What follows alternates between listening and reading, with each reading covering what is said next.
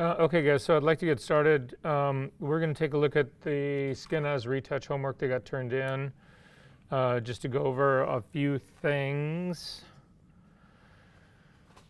And again, Ryan, I'm not picking on you, I swear. Okay. Yeah, I know, right? All right, so when I look at these things, when I take a look at this image first here, and let me sort of see what's on.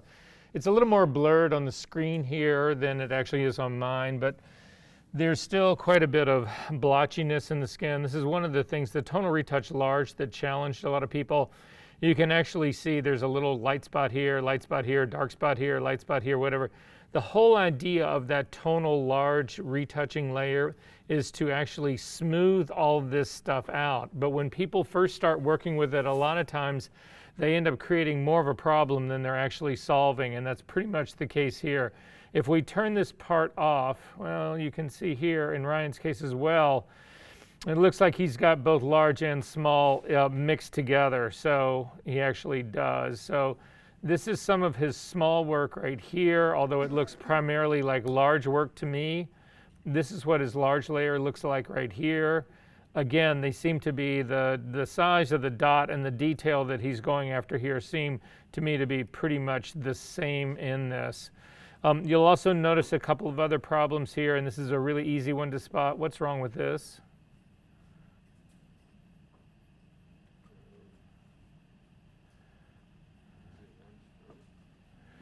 It's a brush that's way too hard. Even if this was the idea, was just to lighten this up, which this is, the brush is way too hard. What's the other problem with this?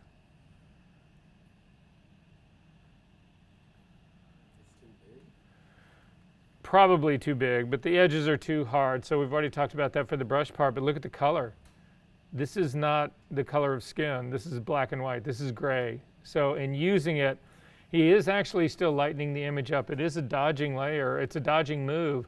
But it's also, because it has no color in it, it's a desaturating move.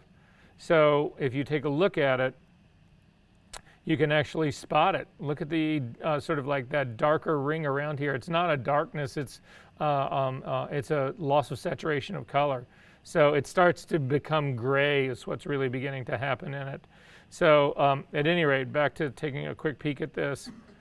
So what we have going here is primarily all tonal work. It's large tonal work. You can see that this area up here, this is what we started in class.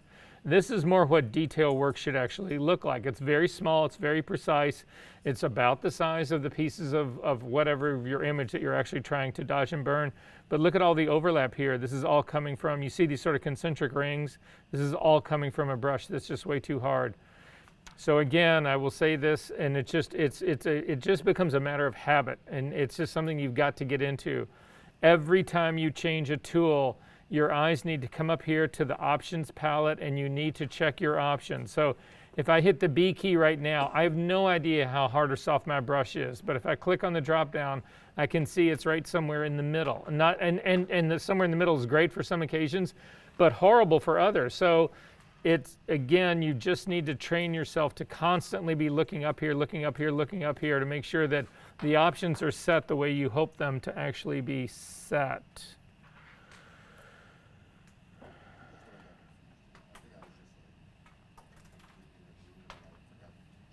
It happens, and the other thing about all of this is that I don't want to call this mindless work, but it can be kind of numbing. I mean, after a while, you're just sitting there going, okay, Jesus, I've just been doing this for hours. And you, it's not even that you're taking shortcuts. It's just that you just get tired. You get tired of actually continually checking the edge of your brush and all that kind of stuff. So at any rate, that's just something to sort of keep in mind.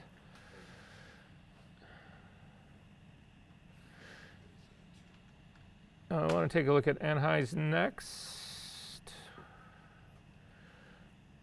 and show you how to fix it. So in this one, I want to talk about sort of a different issue right here. In this one, there actually is a hair fix layer, but look what happens to this. If we actually click on the hair fix layer, you see that the cigarette burn comes back in. And the reason that is because, or at least my suspicion is that the initial pixel retouch layer got rid of the cigarette burn. That part was fine. But then I think she made another copy of the background layer, put it up on the top of this, and actually did the hair patch on top, which brings this patch back in. Now, there's a number of ways that you can actually fix this. So I'm just going to show you the way that I would fix this.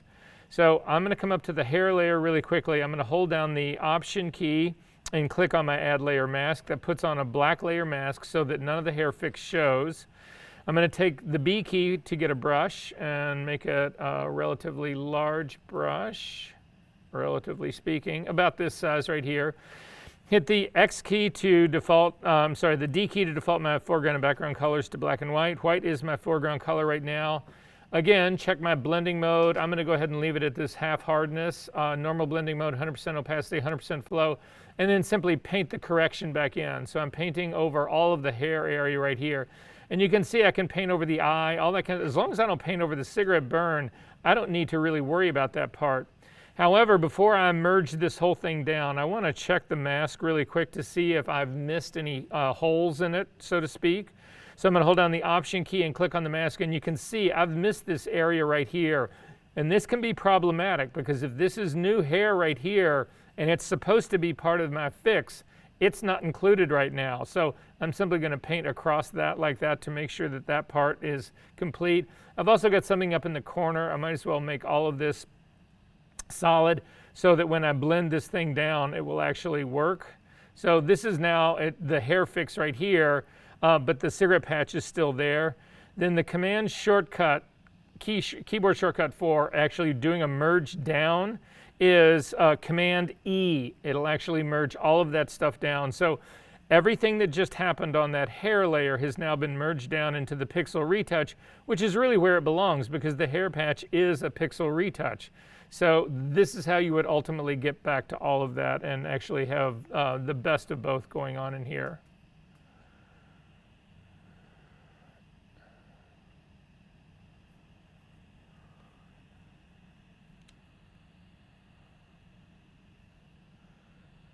I'm going to take a look at Mari's next.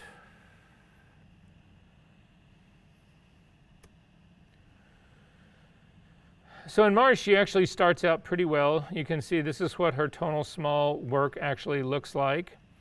If you take a look at it, you can see, and this is what I look for a lot in here, you can see that it's dominated by these darker colors. So it's dominated by a burning sort of situation. A burning situation in here.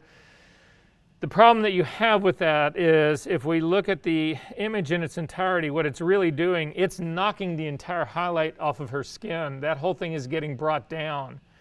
And that's not something we want to do. We want to actually get rid of the texture of her, not get rid of, but we want to smooth out the texture of her skin. But when you look at the image in its entirety, there should be highlights and shadows. There should be highlights on the balls of her cheeks. There should be a highlight at the tip of her nose. There should be shadows on the side of her nose. There should be shadows on the sides of her cheeks. Her face still needs dimension, and that dimension is caused by highlight and shadow. So the trick to this is not to just obliterate this and have this girl have one flat color face. That's not the goal in all of this.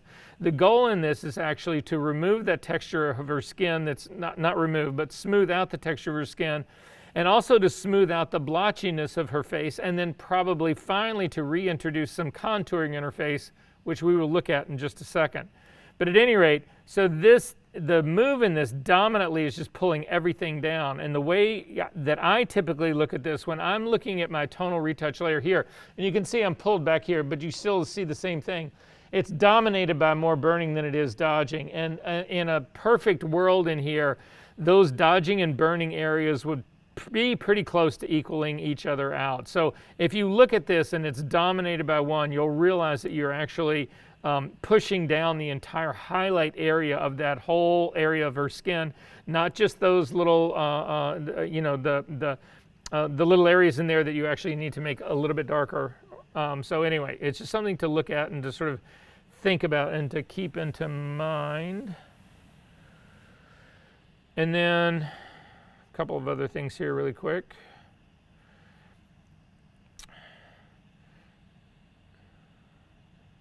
So this is what her tonal retouch layer, large layer, it actually did. And you can see in some ways it actually solves some of the problems. In some ways it introduces other problems. Like here, you can see this whole dark area. So again, the tonal retouching large layer is designed to smooth out the blotchiness of skin. So you can think of it the same way you would think about makeup foundation. Its foundation is put on all over the entire skin to sort of smooth out the blotchiness, because you can see with nothing, if I take everything off, there are areas of here that, like this area right in here, that's darker than it should be. There's no way to explain this darkness in here other than the actual discoloration of her skin.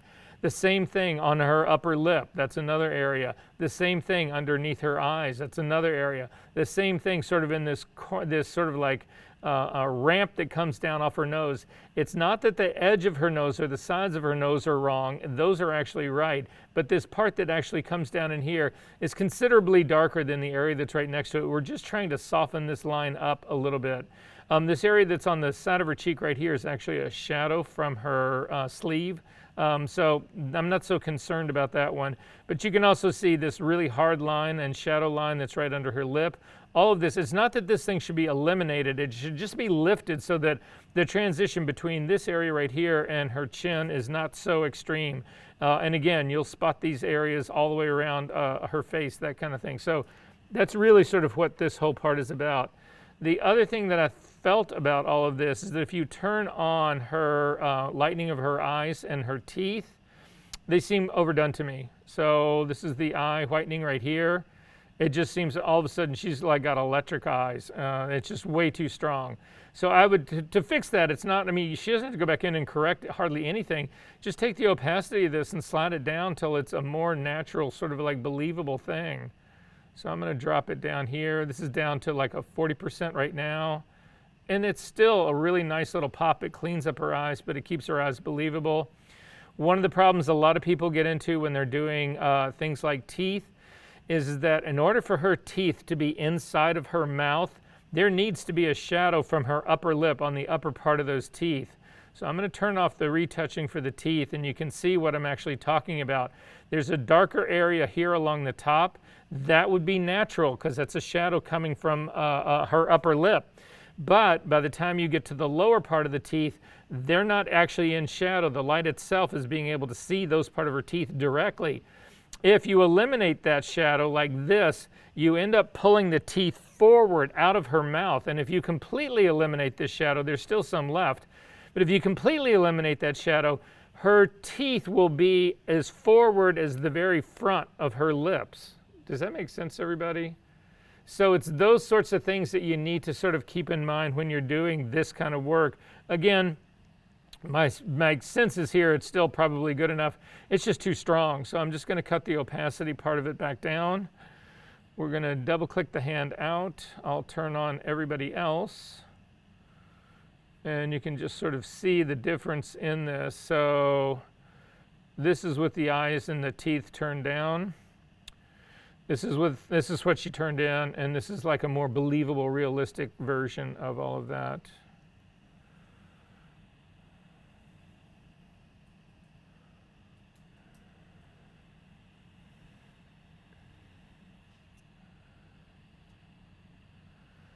I'm going to take a look at Jordan's next.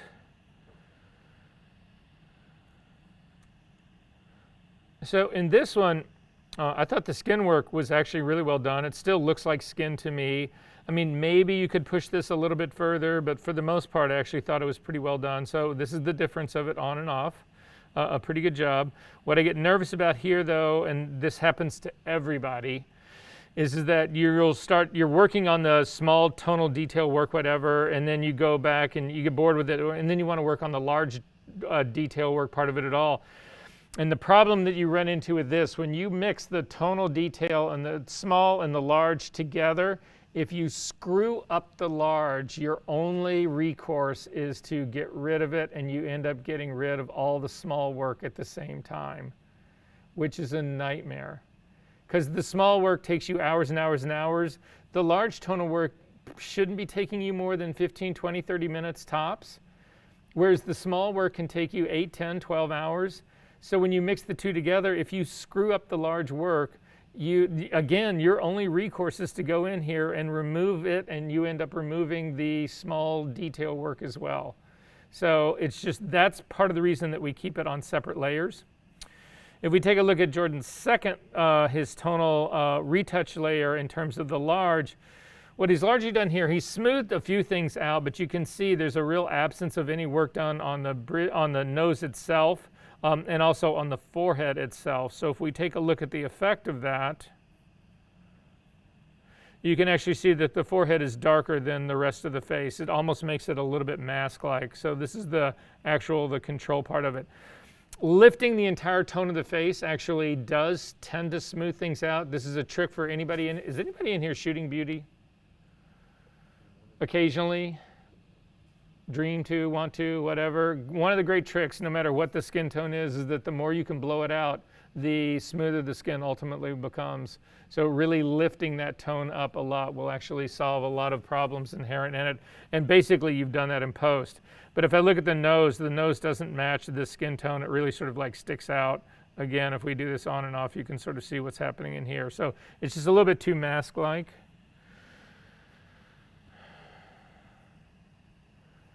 So Mac actually pulled off one of the better ones, and so I just want to show you ultimately what his tonal layers ultimately looked like.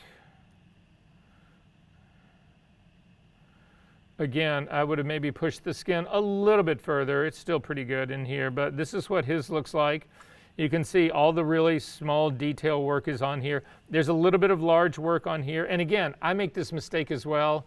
I'm going back and forth between my large layer and my small layer, whatever, and I forget to actually change layers and end up doing some small work on the large layer and large work on the small layer. But again, the more you can keep those two separate, the less of a setback you'll run into if that ultimately ends up happening. And then this is what his large one actually looks like here. Again, I think his large one is missing some of the more balance in it. It's primarily all lightening. It probably should have a little bit of darkening in there as well to sort of like more balance this out. But if we take a look at the whole enchilada, this is his before and after right here. And you can see he's actually pushed things considerably. Again, I still think that needs a little bit more work in that small layer there just to make sure.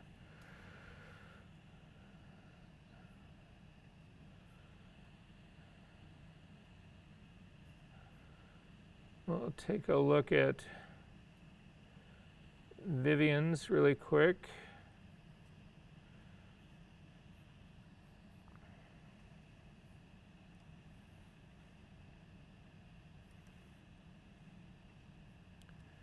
And if we take a look at their large tonal work right here, you can spot that hard brush a mile away. This is what you want to avoid because this really shows up as what it is. So the really smoother brush up here where things started, but this is just, again, you could, like I said, you can spot this a mile away, what's really going on there. And last one to look at is Xavier's.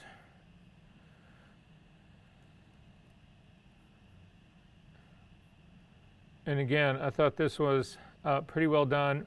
I maybe would have pushed things a little bit further in that small layer. Again, if we take a quick look at the small layer by itself, you can see it's really sort of, in terms of those really discrete dots, it's really dominated by the darker parts of all of that. There's not a really good balance of the dot. I mean, there's a lot of large work that's done in here as well, and this is the problem. If to pull back on that large detail work right now would be impossible to do it without losing all the detail, all the small stuff as well. And so the reason we've still got a little bit of texture in here to sort of more smooth out would be because we're missing all of those dodging, those lighter, like these little marks up here, these lighter dodging marks up here. The other thing that he's done in this is, again, he's really killed the highlight that's on her face. And so if we actually take a look at it here, the difference in what's going on, that shine still needs to, not shine, but that highlight still needs to be there in order to give the face dimension. Make sense? Are there questions about any of this stuff? Actually, yes. Shoot. It's general. I don't know why I have an issue with color. So it's a large tonal retouching, and when we do the frequency, it's never texture. It's always color, and I feel like I always push it too far. Like I'm either not doing enough or I'm doing too much. Okay. I don't know how to find that balance, because yeah, so I kind of shoot under because it seems more realistic and there's still skin. Right. Like when I go too heavy, it doesn't look real at all. But I don't know what's really causing that, if that makes sense. No, it all makes sense. When you're doing it in split frequency, again, you've really got to, the tools that you choose to do it with matter. That's why a mixer brush a lot of times is really good at sort of blending those skin tones out. The mixer brush on this kind of stuff is amazing. On smoothing out those sort of skin blemishes parts, like the sort of up this part that's all like down in here, whatever. Mixer brush takes care of all of that amazingly well. We should just take a look at some of the stuff that you're working on. But part of this is work in progress. It's not like these skills, it's not like I can show you split frequency work last week and then this week you're going to be a pro at it. It's just the kind of thing that you develop. You just have to keep working at it. And I'm not trying to skirt the issue. If you want to, maybe during the break or right after class, we could take a look at something more specific to sort of see that, oh, okay. But again, keep your opacities low, keep your flow low, keep all of those things low and let this stuff build up. Because how many times have you heard me say, wow, that just took off on me way too quick. And there's no way to control it. I mean, you've really got to, and it becomes obvious. So I think if things are becoming obvious, is again, they're happening too fast for you. So kill that flow, bring it way down. If that doesn't slow you down enough, you can add lower opacity as well. So if you're working with a 10% opacity and a flow of 1%, I can promise you it's going to take a while for that to build up. And the longer it takes to build up, the less obvious your strokes are, the less obvious where your brush was, the less obvious all those things are. Okay. Okay, really quickly, I'd like everybody to open a virgin copy of this. I want to make sure we did go over how to fix hair. We did it when we actually did the file of Sunny in class, but I want to show you again, just to make sure to sort of plant this seed in your brain, how this works, but to also point out some of the problems that you run into when you're doing hair specifically. So, actually to that end, there was one other part of Vivian's that I want to show you guys really quickly, because it speaks just to this point. Can you guys see the problem with the hair?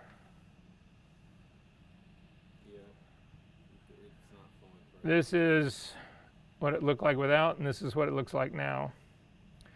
And you can see this hair comes down, and all of a sudden it just like shoots it just takes off. It shoots in a completely different direction.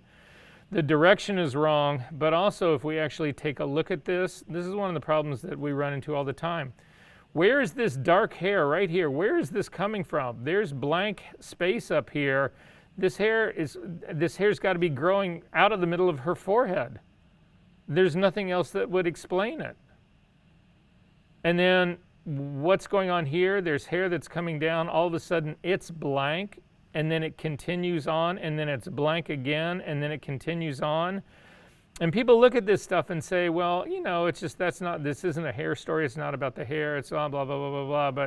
But yeah, those sorts of things are issues. All right, so if you can find just a virgin copy of this, go back to, this was in week number 6. It's not going to be for your homework. You don't need to save this. I just want to start with a virgin copy of her. So in session 6, under the assignment folder, there is a copy of Skin Eyes that should be a virgin just like this. Oh, actually, we can do one other thing in here, which might help you guys as well. We're going to make a quick action to give you a retouching setup. Because again, you're going to use a lot of these things over and over and over. So, and we've only built one action in this class, so I'd like to go ahead and build another one right now. So to do that, come over to your action palette. On the menu that's just to the right of the tab that says Actions, those little 3 lines, click on that and you'll get a flyout menu, and you have an option to create new action. So go ahead and create new action. And in this new action, we're going to name this Retouching Prep.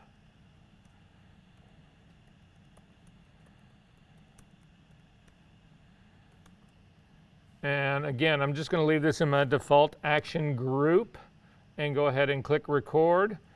And then the first thing I'm going to do is come over here and I'm going to hold down my option key, and I'm going to click, I take that back, I'm not going to hold down the option key. I'm just going to hit Command J. It'll make a brand new copy of my layer, of the background layer. I'm going to double click on the name. Instead of calling this layer 1, I'm going to call this Pixel Retouch.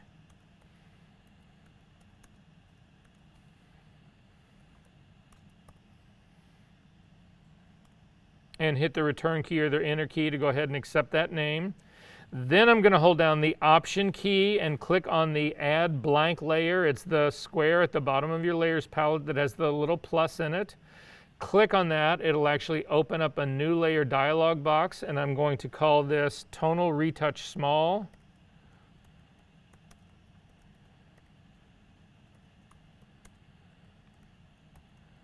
Some people will call it Detail instead of Small. Take your pick. In terms of the blending mode, I'm going to click on the drop-down menu and change it to Soft Light. And then I'm also going to click on the check mark right next to the Soft Light neutral layer, fill it with 50% gray. And I'm going to go ahead and say OK to that. Then I'm going to repeat the exact same thing again, but give it a different name. So I'm going to hold down the option key and click on the little square with the plus in the middle of it to add a new blank layer. I'm going to call this Tonal Retouch Large.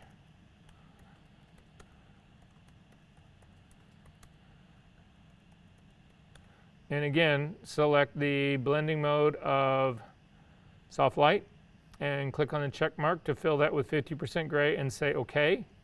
And then back over to your Actions palette. If you look down at the very bottom of your Actions palette, there'll be a little red dot. That little red dot is an indication that we are recording, that we are actually making an action right now. It's recording those steps. The little box that's just to the left of that red dot is how we stop the recording. So click on it and it'll actually stop the recording, and you will have a new action in here called Retouch Prep. If you collapse Retouch Prep by clicking on the little triangle, because again, you don't ever want to start an action in the middle of an action. You don't want to click the first step and start it from there. You want to click the entire parent name of the action to run it. Otherwise, you can run into real problems. I'm going to throw away all of those things that I just made, the retouching layers, the pixel layer, the whole 9 yards. I just want to make sure that my action runs. And I'm going to highlight Retouching Prep, and then at the bottom of the Actions palette, you click on the arrow that points to the right to run the action. And this actually sets you up to do all of your work, and it just makes it much, much, much faster, and you don't ever have to worry about it again. So that's where we're going to start with in doing this. However, there's another thing that I want to point out in all of this, and it is the order in which we do this in. So for instance, let's really quickly select the Pixel Retouch layer, and let's get rid of the cigarette burn. So if I click on the retouching tool that I'm actually looking for would be the healing group. So I'm going to go to spot healing down to the healing brush. I'm actually going to do this one with the patch tool. So again, we're going to select the patch tool. So if you don't know where I'm at, look up on my screen up here really quickly. It's the healing group. Inside the healing group is the patch tool. With the patch tool, you actually select the problem area. It's the only tool that you really do that with. All the other tools, you select a good source, and then you paint over the area that needs to be fixed. In the patch tool, you select the area that needs to be fixed, and you drag the lasso outline onto an area that you want to use to replace the screwed up area, the bad area. So I'm going to grab the circle that I've just drawn, and I'm going to pull it down sort of below, kind of running along that same cheek line, but down further below to smoother skin, and go ahead and let go, hit Command D to deselect. So all of this is working out really good, and then I'm just going to put on my retouching small layer. I just want to make a mark on the small layer. So, and I want the mark to be obvious. So I'm going to hit the D key to default my foreground and background colors to black and white. I'm going to hit make sure black is your foreground color. I'm going to hit the B key to get a brush. And I'm going to take this brush, and again, working on my tonal small retouching layer. I'm just going to click and drag so that you can see that there's a mark on that. And so the advantage that we've got with the layer stacking order that I've got right now is that all of this tonal work will become apparent on the pixel work. So the patch is still gone, but the work that I'm doing now shows up because of the way, because of the kind of layer it is. It's a soft light layer, so it's actually doing the dodging and burning on top of the pixel layer. If I were to drag the pixel layer, though, all the way to the top of my layer stack, you do not see the retouching of the tonal work anymore because the pixel layer is not a semi-transparent layer. It does not allow what's going on underneath it to actually show through. It completely covers it and obliterates it. So the layer order that you do this in matters. So I need everybody to write this down. Emily. Say what? Sorry, still can't understand you. When I drag it, it doesn't like remove it. Okay, you're on the pixel layer right there. You're on normal. You've got, hang on one second. Oop.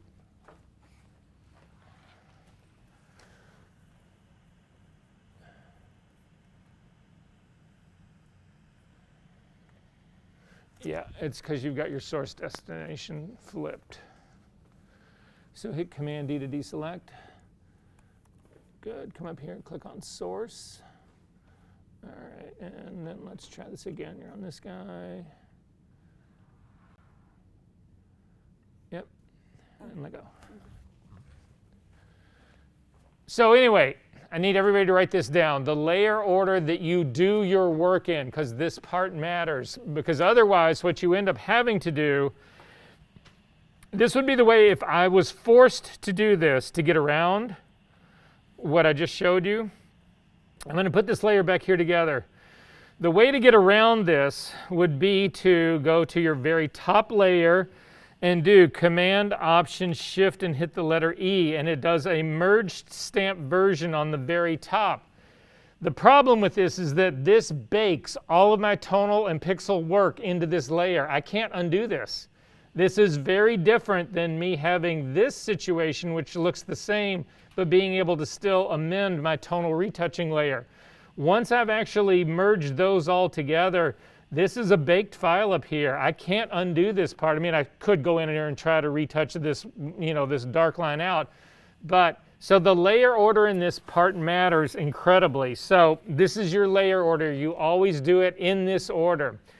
You start out with your pixel retouching, and what does that mean? Well, that's all your clone stamp, that's your healing work, it's your split frequency work. All of that is pixel work. That's all done first. It's your knockouts. Your knockouts actually happen first, just like we did with the retouching version, or the retouching image that you guys are supposed to do for your homework.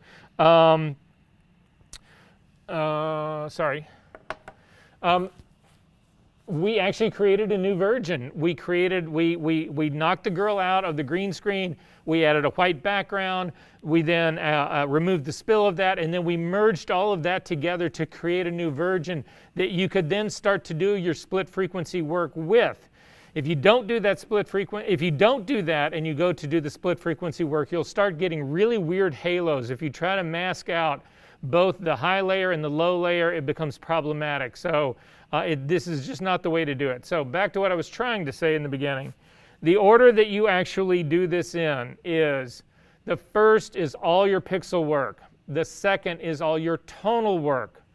The third is minor color correction. The fourth is liquify. And the fifth is color grading. And the sixth is sharpening. Yep, so it starts out with all of your pixel work to begin with. Anything that you can imagine to be pixel happens first. The second is your tonal work. The third is minor color work, because sometimes the minor color work goes hand in hand with the tonal retouching part. If you're trying to smooth out skin tone, sometimes you'll have the same skin tone, but you'll need to change the color.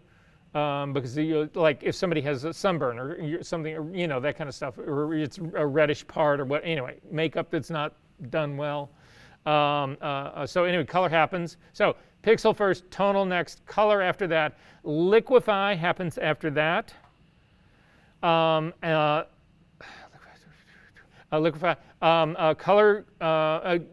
color grading, and then sharpening. Sharpening is always last. This is from the bottom to top.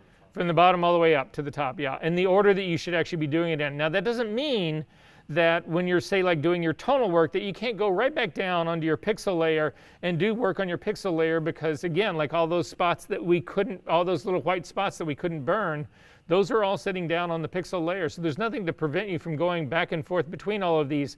But you've got to get all of that pixel work, tonal work, and initial color work done before you actually get into liquify. Because the problem is, once you get to liquify, you're moving stuff around, and all of your tonal adjustment layers, anything that you've actually done on a layer mask or on the image itself, will no longer be in register, because your liquify work pushes it and it pushes it out of register. And then again, color grading at the end is subjective, because you may say, okay, yeah, I want this image to be really desaturated, and that might work great today, but in a year from now you think, God, that was a mistake. Then you can pull the color saturation off. That would be color grading at the end. And then sharpening is all dependent on output. So if you're going to output to something for your website, it's a completely different sharpening than output for print. If you're actually going to do a print that's the size of like that wall, it's going to be a very different sharpening than a small print that you would actually look at, you know, that you could hold in your hand, that kind of stuff. So output sharpening is all dependent on destination. Okay, I am going to stop the video recording right now. Did you guys get my announcement about looking at those movies? Did everybody in here get a chance to look at them? Did anybody not? Okay, I'm going to play them then really quickly. The reason I've got to stop the recording is every time I actually play one of these, they were commercials that were done for Dove, and every time I play one of these, YouTube flags it as a copyright violation, and then you can't see the video that I record here. So I'm going to stop the recording right now. We'll take a quick look at these and then have a quick, well, maybe not so quick conversation. So let me stop this really quick.